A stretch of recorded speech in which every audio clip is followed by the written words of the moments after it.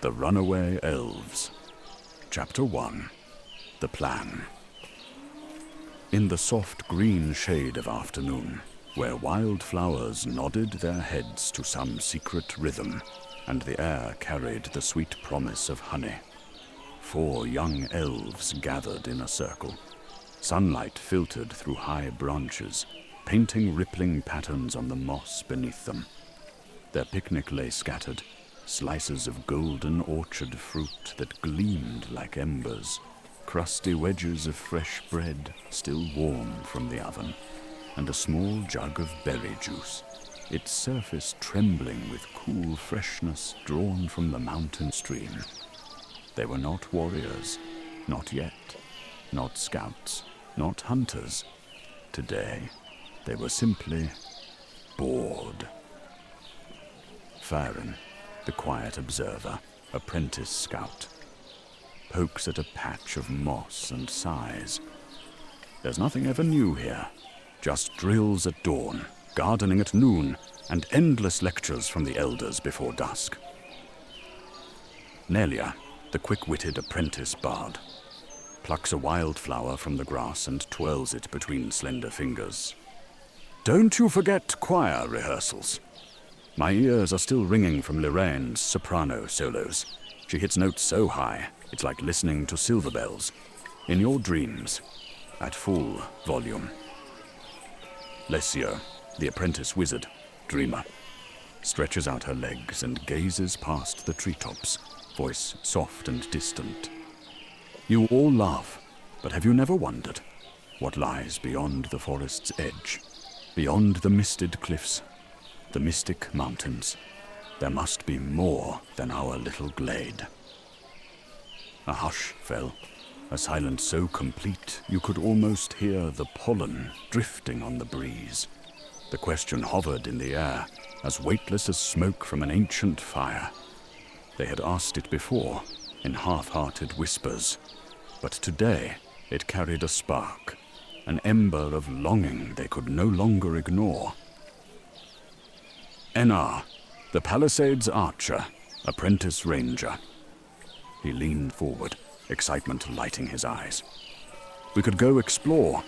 Maybe we'd find a lost ruin, hidden treasure, something no elf has seen in centuries. Nelia. She shrugs, a playful smirk on her lips. There are no lost treasures. Everyone says so. The dwarves count every nugget of gold in their vaults. Dragons guard every gemstone. All that's left are legends. That should have snuffed out the moment, turned their talk to idle daydreams once more. Instead, it fanned a spark into flame. Farron. He lowers his voice to a whisper that feels like a secret shared. What if we ran away? Silence again. Only the swaying ferns dared to rustle. Eyes met. Hearts fluttered. There was fear, yes, but something stronger pulsed beneath it. Excitement. Lesia. A grin spreads across her face, bright as dawn. Not forever, just far enough to start something new. Nelia, leaning forward, voice hushed. A quest, a real one. Enar. He nods, resolve firm. The quest of a lifetime. And just like that, the decision settled among them, unspoken, unsigned, but deeply felt. They would leave that night. The only thing in the air was the gentle sounds of the village at dusk, distant laughter drifting on the breeze, laundry flapping softly on wooden lines. Back in the village, they moved like shadows.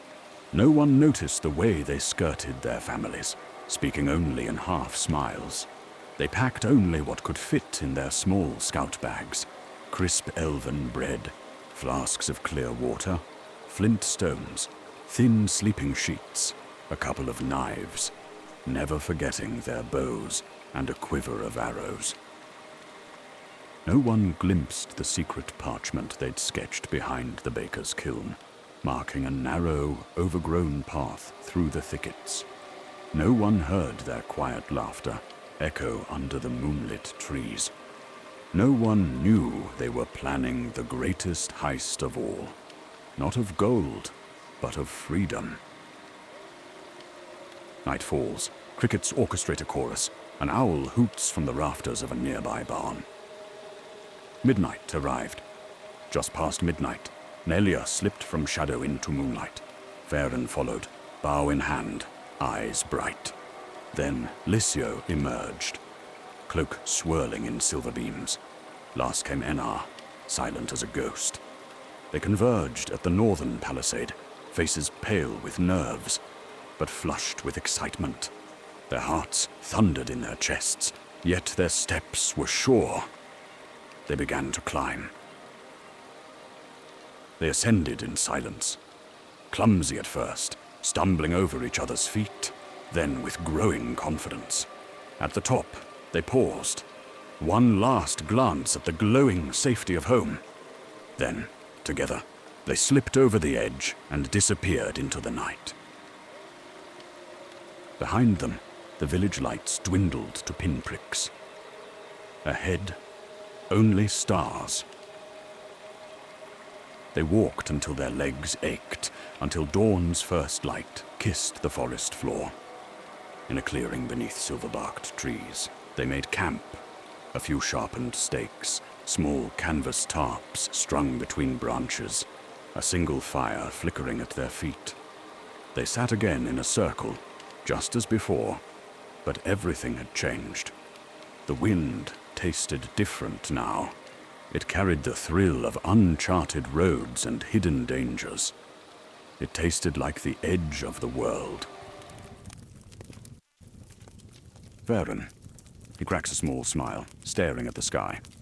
This is it. Nelia. She picks up a loaf, breaking off a piece. The beginning of an adventure. Lycio. Her eyes gleam with wonder. A new step in our growth. Enar. He loads an arrow, voice steady. The quest of a lifetime.